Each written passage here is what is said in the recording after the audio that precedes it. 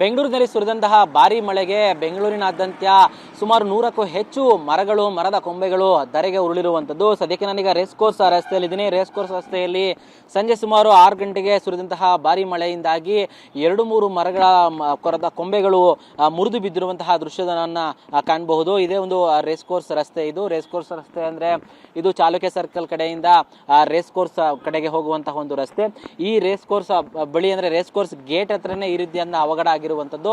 ಇದು ಒಂದು ಮರದಿಂದ ಸುಮಾರು 4-5 ಕೊಂಬೆಗಳು ಮುರಿದು ಬಿದ್ದಿದ್ರೆ ಇದರ ಮುಂದೆನೆ ಇನ್ನೊಂದು ಮರ ಅಂದ್ರೆ ಚಿಕ್ಕ ಮರ ಉರುಳಿ ಬಿದ್ದಿರುವಂತದ್ದು ದೃಶ್ಯದಲ್ಲಿ ನಾನು ನಿಮ್ಗೆ ತೋರಿಸುವಂತ ಪ್ರಯತ್ನ ಮಾಡ್ತಾ ಇದ್ದೀನಿ. ಇದೇ ಒಂದು ಸರ್ಕಲ್ ಇದೆ, ಇದು ರೇಸ್ ಕೋರ್ಸ್ ಸರ್ಕಲ್. ಇದು ಆ ರೇಸ್ ಕೋರ್ಸ್ ಸರ್ಕಲ್ ಪಕ್ಕದಲ್ಲೇ ಈ ರೀತಿಯಂತಹ ಘಟನೆ ಆಗಿರೋದು. ಸಂಜೆ 6 ಗಂಟೆಗೆ ಮಳೆ ಬಂದ ನಂತರ ಈ ಒಂದು ಘಟನೆ ಆಗಿದ್ರು. ಇವತ್ತು ಮಧ್ಯರಾತ್ರಿ 12 ಗಂಟೆ ಆಗ್ತಾ ಬಂತು. ಆದ್ರೂ ಸಹ ಯಾವ BBMP ಅರಣ್ಯ ಸಿಬ್ಬಂದಿಗಳು ಕೂಡ ಇಲ್ಲಿ ಸ್ಥಳಕ್ಕೆ ಬಂದಿಲ್ಲ, ಮತ್ತೆ ಮರಗಳ ಕೊಂಬೆಗಳನ್ನ ತೆರವು ಮಾಡೋ ಕಾರ್ಯಾಚರಣೆಯನ್ನು ಕೂಡ ನಡೆಸಿಲ್ಲ. ಇದರಿಂದಾಗಿ ರಸ್ತೆಯಲ್ಲಿ ಓಡಾಡುವಂತಹ ಅನೇಕ ವಾಹನ ಸವಾರಿಗೆ ತೊಂದರೆ ಕೂಡ ಆಗ್ತಾ ಇರುವಂತದ್ದು ಸಾಮಾನ್ಯವಾಗಿರುವಂತದ್ದು. ಇದೇ ರೀತಿಯಾಗಿ ಬೆಂಗಳೂರಿನಾದ್ಯಂತ ಅನೇಕ ಭಾಗದಲ್ಲಿ ಮರಗಳು ಮತ್ತು ಮರದ ಕೊಂಬೆಗಳು ಮುರಿದು ಬಿದ್ದಿರೋದ್ರಿಂದ ವಾಹನ ಸವಾರರು ಮತ್ತು ಸಾರ್ವಜನಿಕರಿಗೆ ಬಹಳಷ್ಟು ತೊಂದರೆ ಆಗ್ತಾ ಇದೆ. ಕ್ಯಾಮರಾಮನ್ ಉಲ್ಲಾಸ್ ಜೊತೆ ಪ್ರದೀಪ್ ಚಿಕಾಟಿ, TV9 ಬೆಂಗಳೂರು.